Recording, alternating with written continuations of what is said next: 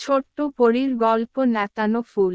চারিদিকে পাহাড় ঘেরা উপত্যকার মাঝে ছিল অপূর্ব সুন্দর এক সরোবর। স্বর্গ লজ্জা পায় এমন সুন্দর পরিবেশ সেখানে। সেই সরোবরের তীরে প্রতি বছর গ্রীষ্মকালে বেড়াতে আসে 7 পরী, 7 বোন। তারা ডানাগুলো একটা গাছের তলায় রেখে আনন্দ করে জলে খেলে বেড়ায়। জনশূন্য চারপাশ।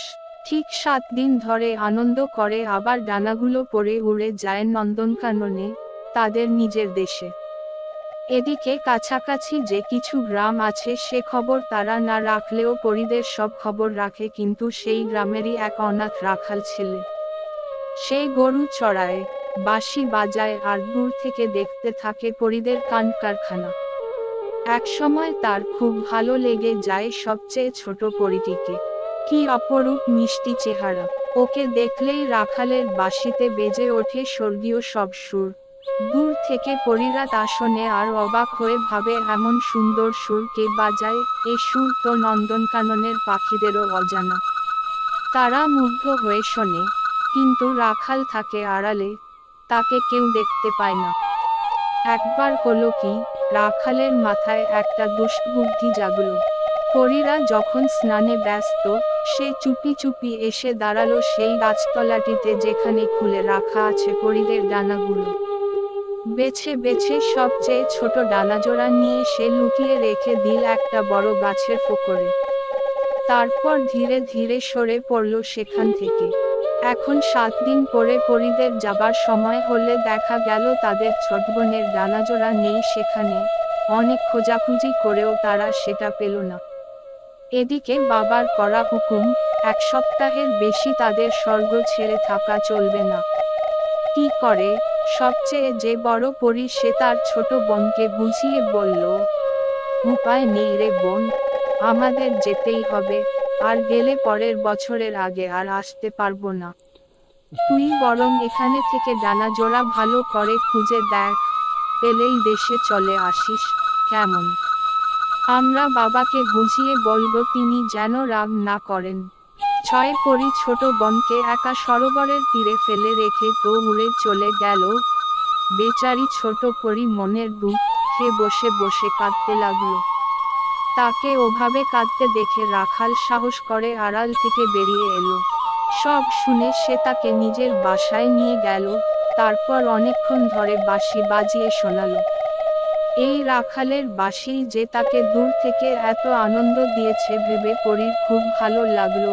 তাদের বন্ধুত্ব হতে দেরি হলো না। রাখাল আর পরী গ্রামের এক প্রান্তে একটি কুঁড়েঘরে থাকে, একত্রে গরু চড়ায়। রাখাল বাঁশি বাজায় আর পরী ঘাঘরা উড়িয়ে নাচে। দেখে গ্রামের লোকেরা ঠিক করলো এদের বিয়ে হওয়া উচিত। রাখাল তো রাজি ছিলই, পরীও কি আর করে, রাজি হয়ে গেল। তারপর একদিন বেশ একটা উৎসবের মধ্যে দিয়ে তাদের বিয়ে হয়ে গেল। 2 রাখাল আর পরীর দিনগুলো বেশ সুখেই কাটে। আবার পরীর চোখ মাঝে মাঝে জলে ভরে ওঠে ফেলে আসা দিনগুলোর কথা, তার দিদিদের কথা ভেবে। কি আনন্দই না করত তারা 7 জনে। নন্দনকাননের অপূর্ব শোভা, বাবার স্নেহ, বাবা তার প্রিয় মেয়েকে ছেড়ে আছেন কি করে সে কথা ভেবে অভিমানও হয়। এরকম সময়ে রাখাল তাকে বাঁশিতে মিষ্টি সুর বাজিয়ে শোনায়, পৃথিবীর মানুষদের সব গল্প বলে। শেষে একসময় তারা সব ভুলে ঘুমিয়ে পড়ে। ঠিক 1 বছর হবার আগে পরীর কোল আলো করে একটি ছেলে এলো। তাকে পাবার পরে পরী যেন যেটুকু দুঃখ কষ্ট ছিল তাও ভুলে গেল। দেখতে দেখতে 1 বছর পার হয়ে গেল। পরী তো ভুলেই গেছিল, কিন্তু রাখালের মনে ছিল তার দিদিদের আসার সময় হয়ে এলো। রাখালের ঠিক চোখে পড়ল পরীর দিদিরা এক এক করে সরোবরের তীরে নামলো। কিন্তু তারা জলে না নেমে এদিক ওদিক খুঁজতে লাগলো। রাখাল তখন তাদের সামনে গিয়ে নিজের পরিচয় দিল। তারা তো ছোট পরী ভালো আছে শুনে খুশি হয়ে তখনই রাখালের সাথে চলে এলো তাদের বাসায়। তারপর তো 7 বোনের একে অপরকে জড়িয়ে ধরে কান্না, হাসি আর গল্প চলল সারা রাত ধরে। ছোট পরীর ছেলেটিকে মাসিরা মিলে খুব আদর করল। ঠিক 7 দিন পরে যখন তাদের যাবার সময় হলো, রাখাল এক ফাঁকে ছুটে গিয়ে ছোট পরীর ডানাজোড়া নিয়ে এসে তার হাতে দিয়ে সব কাহিনী খুলে বলল। পরী স্তম্ভিত হয়ে শুনল। শেষে রেগেমেগে ডানাজোড়া পরে বলল, তুমি যা করেছ তার জন্যে ক্ষমা নেই। তুমি থাক এখানে তোমার ছেলে নিয়ে একা, আমি চললাম দিদিদের সাথে।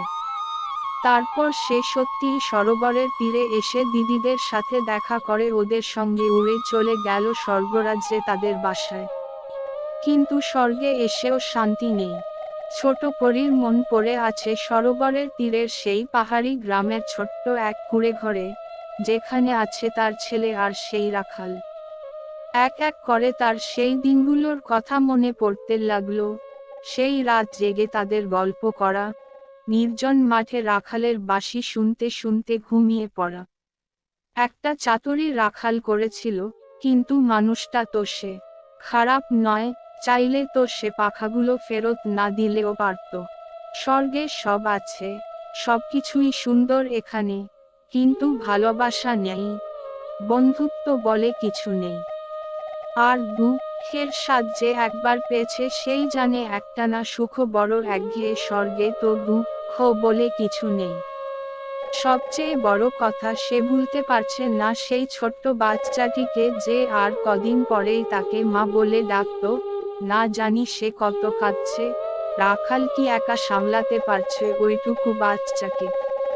ছোট পরীর চোখে ঘুম নেই, চোখ বুজলেই কানে আসে ছোট শিশুর কান্নার আওয়াজ। সেও কাঁদে আর শুধু এইসব কথা চিন্তা করে।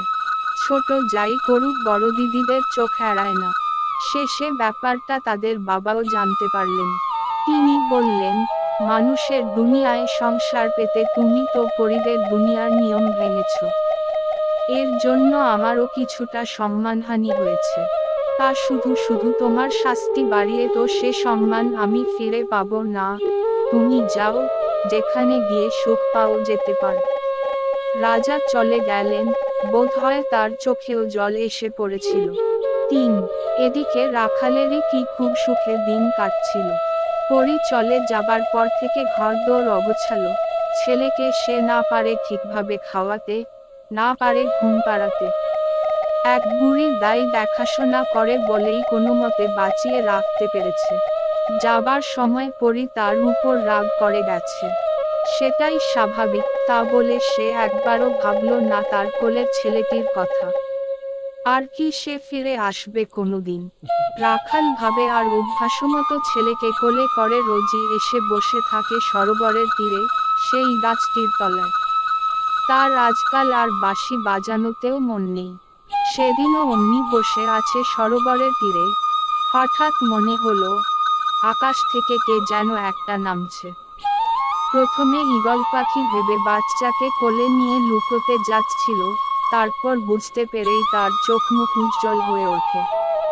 এই যে ছোট পরী। রাখাল ভাবল পরী বোধহয় থাকতে না পেরে তার ছেলেকে নিয়ে যেতে এসেছে। রাখাল ধীরে ধীরে ছেলে কোলে পরীর দিকে এগিয়ে গেল। কিন্তু এ কি করছে ছোট পরী? সে মাটিতে নেমে ডানাজোড়া প্রথমে খুলে রাখল। তারপর কোত্থেকে একটা চোখমকি বের করে তা ঠুকে আগুন জ্বালালো।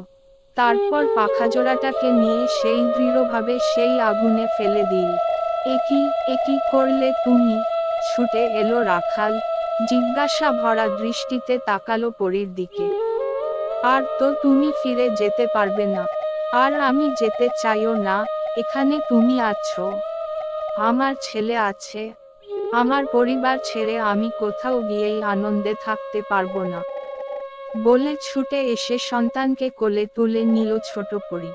তারা পরম নিশ্চিন্তে হাঁটা দিল গ্রামের পথে। পিছনে পুড়ে ছাই হতে থাকলো পরীর ডানাজোড়া।